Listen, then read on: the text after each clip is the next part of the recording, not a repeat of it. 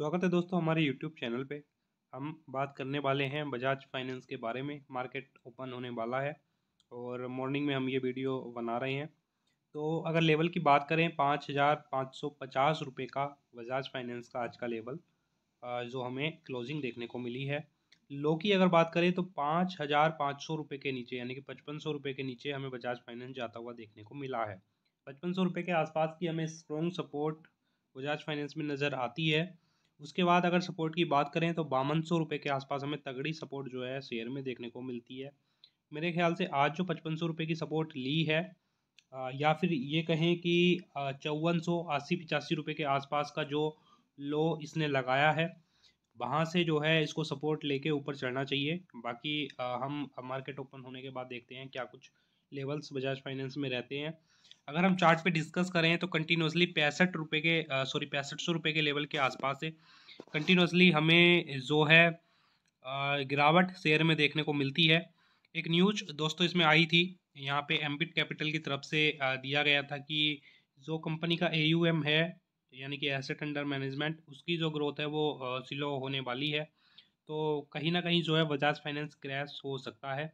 उस समय बजाज फाइनेंस जो है 6,000 रुपये के आसपास जो है 6100-6200 रुपये के आसपास मार्केट में चल रहा था। और तब जो है उन्होंने बजाज फाइनेंस को जो है सेल की रेटिंग दी थी और साथ ही जो है 50-28 रुपये का टारगेट भी दिया था। वो भी मैं आपको न्यूज़ दिखाऊंगा बाद में। मैं पहले भी इस न्यूज़ को जो है बता चुका हूँ जब हमने पहले बजाज फाइनेंस के वीडियो बनाई थी।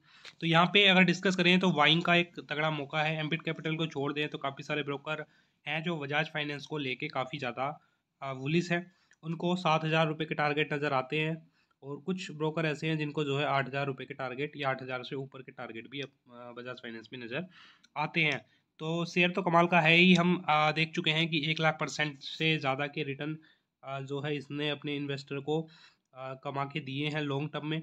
और वहाँ तक जाने की क्षमता रखता है, उससे आगे जाने की क्षमता रखता है। अगर हाई की बात करें 8,000 रुपये का हाई है तो इस हाई के ऊपर भी जाने की क्षमता रखता है। हालांकि कंपटीशन भी लगातार बढ़ रहा है। SBI कार्ड कंपटीशन में है, साथ ही जो है जियो फाइनेंशियल सर्विसेज भी जो है मार्केट में उतरने वाला है काफ़ी ज़ोरों शोरों से। तो वहाँ भी कंपटीशन हमें बढ़ता हुआ देखने को मिल सकता है। हालांकि बजाज फाइनेंस की जो मार्केट है वो तगड़ी मार्केट है। जो कस्टमर इनका क्या बोलते हैं, जो कस्टमर नंबर ऑफ़ कस्टमर की बात कर लें या फिर नंबर ऑफ़ डिपॉजिटर्स की बात कर लें तो काफ़ी ज़्यादा इनके पास हमें देखने को मिलती है। तो इतना तगड़ा बैकग्राउंड हमें एकदम से जाता हुआ देखने को। कंपनी के नंबर्स अगर देख लें तो अभी लेटेस्ट क्वार्टर जो कि यानी कि दिसंबर 2022 का जो क्वार्टर गुजरा है, वहाँ पे 2,973 करोड़ का नेट प्रॉफिट कंपनी ने जनरेट करके दिया है। और कंपनी के नेट प्रॉफिट की बात करें तो कंटिन्यूसली जो है लगातार पिछले 5 क्वार्टर से कंपनी के नंबर्स जो है इम्प्रूव होते जा रहे हैं। नंबर्स जो है बढ़ते हुए हमें देखने को मिल रहे हैं, यानी कि कंपनी जो है बेटर परफॉर्म करती हुई नज़र आ रही है। एनुअल बेसिस पे अगर हम नंबर्स की बात करें तो पिछले साल हमें थोड़ी सी गिरावट जो है कंपनी के नंबर्स में देखने को मिली थी, जिसके बाद जो है शेयर 8,000 रुपये के लेवल से हमें नीचे आता हुआ भी देखने को मिला था। हालांकि अगर देखें 2022 में तो 2022 जो है ख़त्म हो चुका है। तो ये ईयरली वाइज है, इनका फाइनेंशियल ईयर वाइज नहीं है, इनका नॉर्मल ईयर वाइज जो है डेटा ये है। तो 2022 जो गुजर चुका है उसमें जो अगर देखें तो 7,028 करोड़ का प्रॉफिट कंपनी ने जनरेट करके दिया है। तो यहाँ पे भी देख सकते हैं कि कितना बड़ा जंप जो है हमें कंपनी के नंबर्स में देखने को मिल रहा है पिछले साल के क्वार्टर से, या फिर उससे पिछले साल के क्वार्टर से भी अगर हम देखें पिछले साल के नंबर से भी देखें तो कंटिन्यूसली हमें 18, 19, 20, 21 और 22 का जो डेटा है लगातार हमें बढ़ता हुआ देखने को मिल रहा है। Morgan Stanley retain overweight stance on Bajaj Finance, expect 40% upside। तो मॉर्गन स्टैनली, इनसे आप भली भांति परिचित होंगे। ये देखते हैं यहाँ से 40% अप मूव बजाज फाइनेंस में। ये अपना 8,000 रुपये का टारगेट लेके चल रहे हैं बजाज फाइनेंस में। यानी कि इतना सब होने के बाद भी इनका जो स्टांस है ये कह रहे हैं कि 8,000 रुपये तक शेयर जो है बजाज फाइनेंस का जा सकता है। इस लेवल से 40% तक जो है बजाज फाइनेंस जा सकता है। The global research firm has retained its positive outlook on the stock with target of Rs 8,000 पर share and upside of 40% from its current market price. तो ये जो आर्टिकल है ये 16 मार्च के आसपास का आर्टिकल है, जब शेयर का प्राइस जो है 16 मार्च की बात अगर हम कर लें तो शेयर का प्राइस लगभग 5700-5800 रुपये के आसपास मार्केट में ट्रेंड कर रहा था। तो यहाँ पे 8000 रुपये का टारगेट इन्होंने दिया है, यानी कि इतना सब होने के बाद भी ये काफ़ी ज़्यादा बुलिश हैं बजाज फाइनेंस में। और इनके अलावा काफ़ी सारे इन्वेस्टर ऐसे हैं जो बजाज फाइनेंस पे काफ़ी ज़्यादा बुलिश हमें देखने को मिलते हैं। अगर एक एवरेज हम टारगेट की बात करें तो 7000 रुपये का एवरेज टारगेट लेके जो है हम चल सकते हैं। अगर हम सभी ब्रोकर्स का अगर एवरेज टारगेट मिला के कैलकुलेट करके अगर निकालें तो 7000 रुपये का एवरेज टारगेट हमारा निकल के आ जाता है। उसके अलावा अगर हम एम्बिट कैपिटल की बात करें तो शेयर का प्राइस 6200-6300 रुपये के आसपास ट्रेड कर रहा था, जब इन्होंने जो है कहा था कि बजाज फाइनेंस को आप बेच सकते हैं। कहने का मतलब ये है कि इनका कहना था कि जो कंपनी का AUM है वो कहीं ना कहीं गिरता हुआ हमें देखने को मिल रहा है, जिसकी वजह से जो है बजाज फाइनेंस कहीं ना कहीं क्रैश कर सकता है। और 5028 रुपये का इन्होंने टारगेट दिया था, 18% का डाउन साइड ये वहाँ पे देख रहे थे, जबकि शेयर का प्राइस 6000 रुपये 6200 रुपये के आसपास चल रहा था। और उसी के बाद से शेयर जो है कंटिन्यूसली क्रैश करता जा रहा है, और अभी जो है 5500 रुपये का लेवल शेयर ने जो है टेस्ट कर लिया है।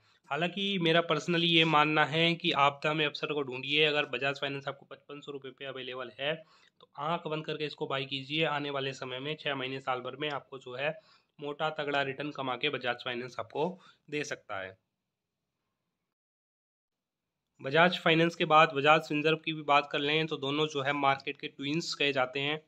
तो बजाज फिनसर्व के चार्ट में भी हमें सेम चीज़ देखने को मिलेगी। जैसा बजाज फाइनेंस का चार्ट चलता है वैसा ही बजाज फिनसर्व का चार्ट भी हमें चलता हुआ देखने को मिलता है। शेयर के सपोर्ट की बात करें तो 1064 रुपये की हमें तगड़ी सपोर्ट देखने को मिलती है। हालांकि जो करंट लेवल है 1245 रुपये का है, और वहाँ पे भी हमें एक तगड़ी सपोर्ट जो है यानी कि सपोर्ट के आसपास अभी शेयर ट्रेड करता हुआ मार्केट में देखने को मिल रहा है। तो बजाज फिनसर्व के साथ भी सेम चीज़ है, जैसे बजाज फाइनेंस चलता है वैसे ही बजाज फिनसर्व भी चलता है। और इस शेयर में भी काफ़ी ज़्यादा चांसेस हैं ऊपर को मूव होने के। तो यहाँ पे अगर हम देखें तो फ़िलहाल जो टारगेट की बात करें तो यहाँ तक शेयर आराम के साथ जा सकता है 1400-1500 रुपये के लेवल तक। और किसी वजह से यहाँ पे अगर ब्रेकआउट मिलता है तो ब्रेकआउट के बाद जो टारगेट रहने वाले हैं वो 1600-1800 रुपये के आसपास के टारगेट रहने वाले हैं। कंपनी के अगर नंबर्स की बात करें तो क्वार्टरली नंबर्स अगर हम देखें तो पिछले क्वार्टर में हमें 1782 करोड़ का नेट प्रॉफिट कंपनी ने जनरेट करके दिया है, जो कि पिछले क्वार्टर में 1556 करोड़ का था। उससे पहले 1309, उससे पहले 1340 और 1255 करोड़ का हमें देखने को मिल रहा था। कहने का मतलब ये है कि कंपनी के जो भी नंबर्स हैं वो लगातार हमें जो है बढ़ते हुए देखने को मिल रहे हैं, यानी कि कंपनी जो है हर क्वार्टर में अच्छा परफॉर्म करती हुई हमें देखने को मिल रही है।